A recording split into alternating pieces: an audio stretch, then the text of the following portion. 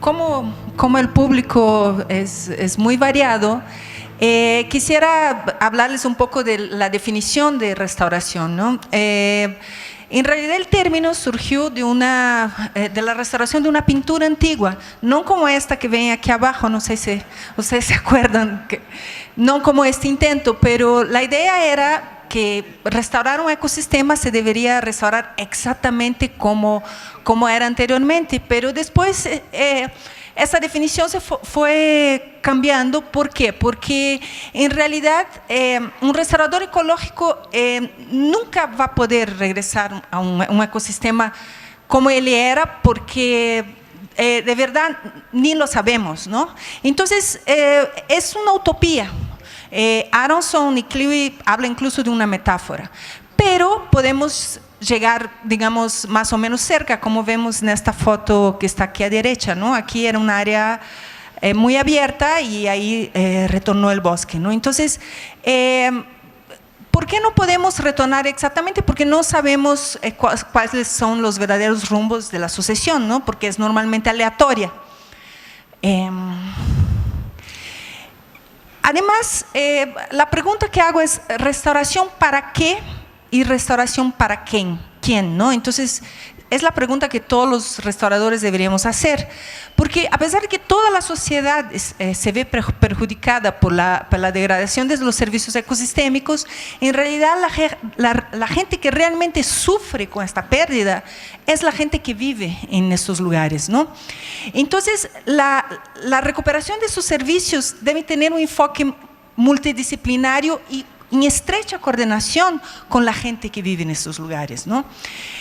Para que ustedes tengan una idea, que hablamos de las áreas protegidas de México, en 60% de las áreas protegidas de México pertenece a uso de tierras comunes. Entonces, hay gente viviendo dentro de estas áreas. Entonces, uno no puede pensar en hacer restauración sin contar con la participación de las personas.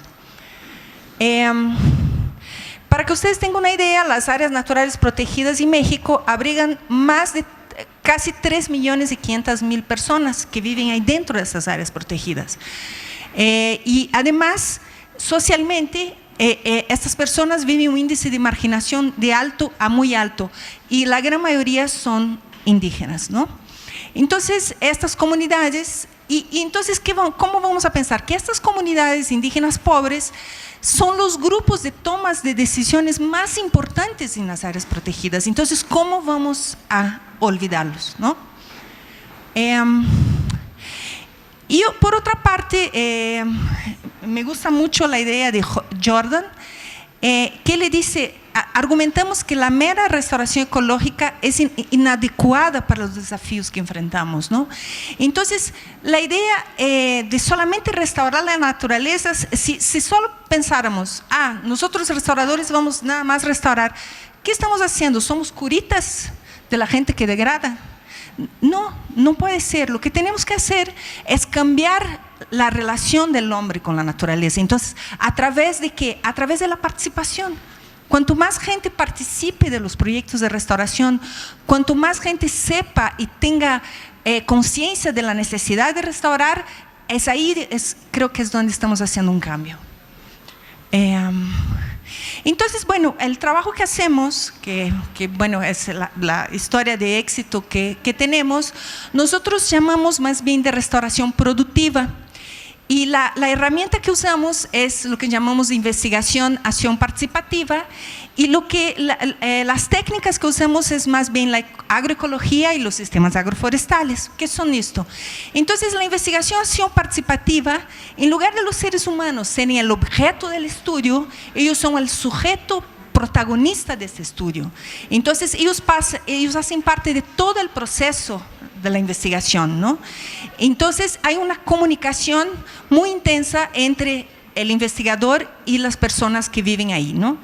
Y la restauración productiva es la restauración de algunos elementos de la estructura y función del ecosistema original, junto con la productividad de la tierra, para ofrecer productos y servicios a los agricultores.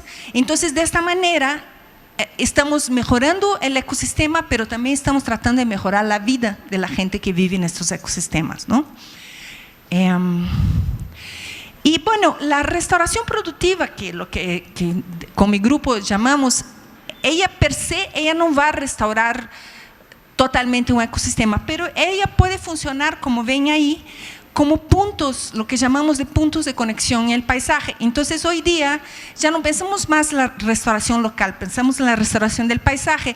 ¿Cómo podemos restaurar un paisaje? Entonces aquí tenemos los fragmentos, podemos restaurar a través de cercos vivos, de restauración productiva. Entonces, por ejemplo, si un ave quiere ir de un fragmento a otro, ella puede parar en estos lugares de restauración productiva y llevar, por ejemplo, semillas de un lugar a otro, polen y etcétera, ¿no? Entonces, y también existen los corredores de paisaje, que normalmente son los corredores riparios. Entonces, la restauración productiva restaura algunos elementos del ecosistema, pero más que nada restaura el paisaje.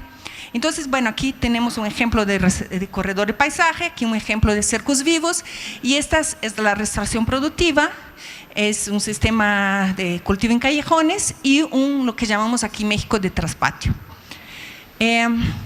Entonces, el concepto que tenemos de restauración es que cuando vamos a hacer un proyecto debemos tener una gestión técnica, que es para conocer los aspectos funcionales y ecológicos del ecosistema de referencia, pero también una gestión social, que quiere decir un diagnóstico desde la perspectiva de los actores, ¿no?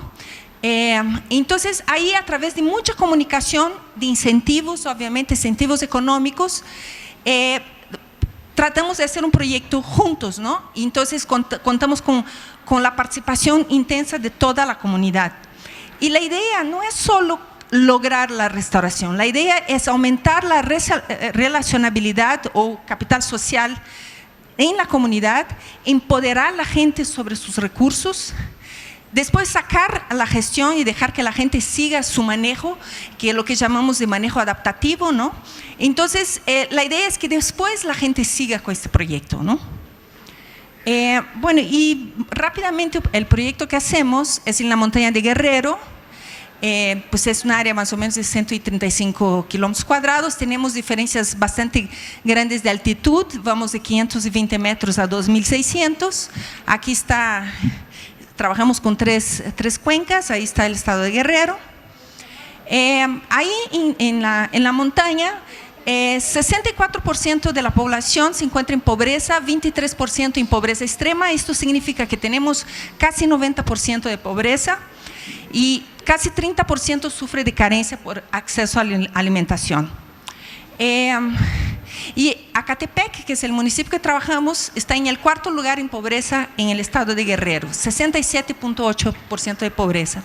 Nosotros trabajamos con una organización que se llama Joaquín Mepa, es del grupo indígena Mepa, que son 1.600 familias y 14 comunidades. Y el principal producto que ellos manejan es la jamaica orgánica certificada.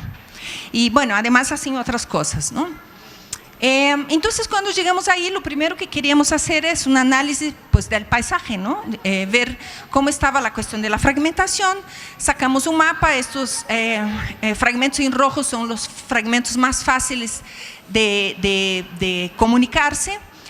Vimos que teníamos muchos fragmentos pequeños, pero bastante fragmentos de bosques, sin embargo, la mayoría eran bosques abiertos. ¿Por qué?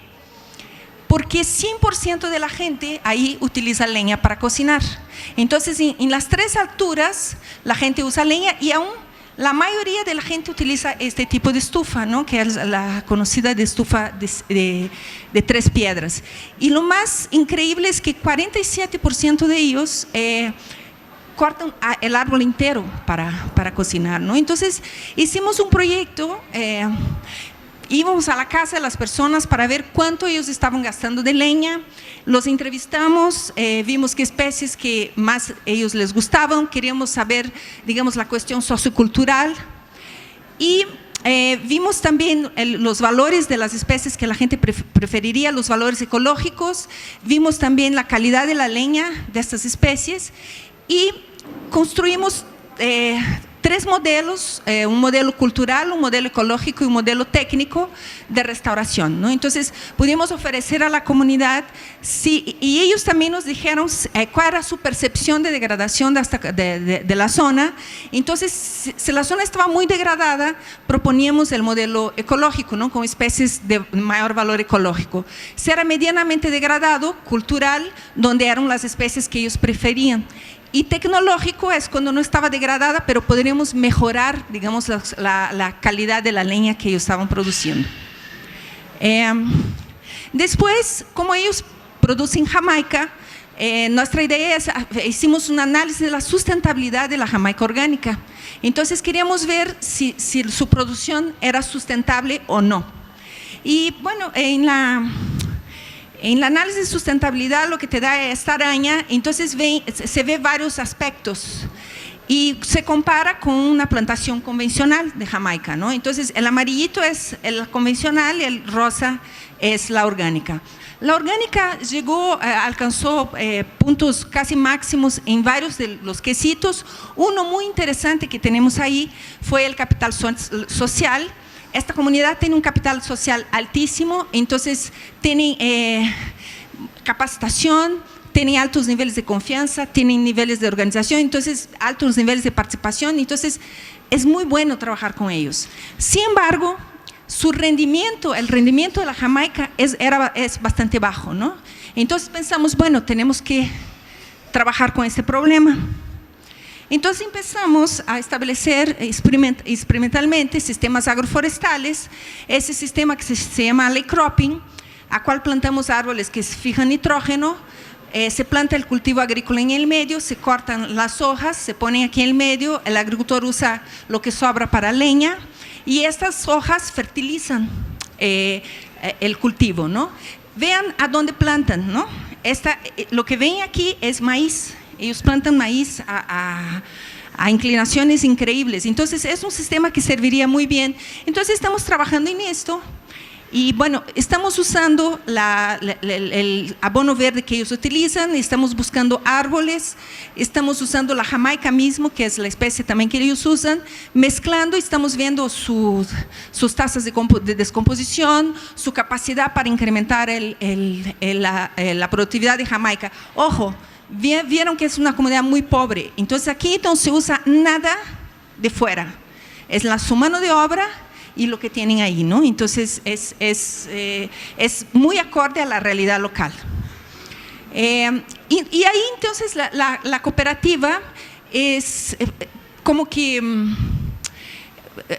llamamos de absorbió nuestro discurso de la restauración y ellos mismos consiguieron un proyecto de $304,000 para restaurar sus traspatios. Y aquí nosotros no tuvimos nada que ver. Ellos consiguieron el dinero y restauraron 200 traspatios. Y hicieron de manera, lo que llamamos de ordenamiento participativo, se reunió la comunidad, ellos decidieron a dónde se iba a restaurar, qué especies iban a utilizar, y bueno, luego llegamos nosotros nuevamente a ver y a evaluar qué habían hecho, ¿no? 47% de las especies ellos usaban para alimentación, 18% para donar a la casa, a la iglesia, para festividades, 7% de medicina, 90% de los traspatios tenían pollo, 50 cerdos, 17 chivos, pero en realidad la carne, por ejemplo, de ganado, ellos comen una vez al año, son casi vegetarianos. Y otro estudio, tenemos varios estudios, aquí estamos mostrando solo algunos, era evaluar cuál es el papel de estos traspatios restaurados. Aquí vemos en rayado son los fragmentos y los puntitos adentro son los traspatios, ¿no? Entonces lo que queríamos ver es si esos traspatios están funcionando como puntos de conexión en el paisaje por los pájaros, ¿no? Entonces hicimos análisis, son datos bastante duros, con cálculo, con estadística, con R y no sé qué, pero lo bonito que encontramos es que los traspatios sí están sirviendo como puntos de conexión dentro del paisaje, ¿no? Entonces son muy importantes para el mantenimiento del paisaje. Bueno, es más o menos muy rápido que tuvimos, pero pues gran parte de este trabajo es hecho por mis alumnos y también por Margarita, que es la directora de la ONG. Agradezco a todos. Gracias.